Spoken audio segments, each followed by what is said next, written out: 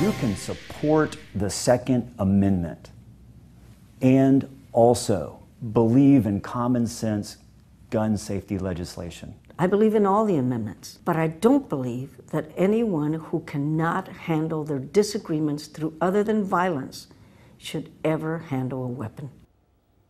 Texas Democrats will decide tomorrow which candidate will go on to November, either former Dallas County Sheriff Lupe Valdez or Houston businessman Andrew White. Good morning to Texas Tribune reporter Alana Rocha. She is live in Austin.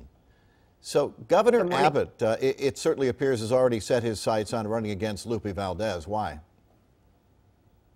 Well, I think he wants to be talking about immigration, and of course the two sparred early on in his tenure for his first term as governor, attacking her for, maybe her saying she would not comply with all the immigration and customs enforcement detainers that her department received. And so, yeah, I think that's the biggest advantage in this race for Ms. Valdez. Of course, she has been on the ballot before in one of the largest counties in the state. But, also she has the governor, who has endless resources, already attacking her and putting her name ID out there over Andrew White's. Do you think is he presuming that she's going to win tomorrow then? I think so.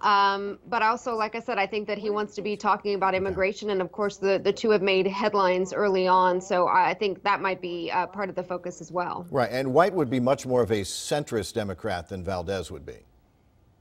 Right. I mean, the fact that, he personally opposes abortion. He said he would never sign a law in the state that would limit a woman's, ability or access to abortion. But of course, the argument here is what kind of Democrat can take on Governor Greg Abbott, and he labels himself as a more moderate Democrat for sure.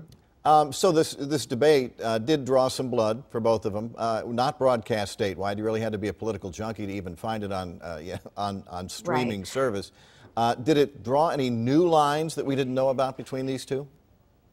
It doesn't seem to have. I mean, it didn't really seem to move the needle. As you said, it was on a Friday evening, not televised statewide. Of course, live streamed here on Texas Tribune and other outlets across the state. But you really did have to seek it out and know that it happened to maybe weigh in, or if you were undecided, you may be tuned in.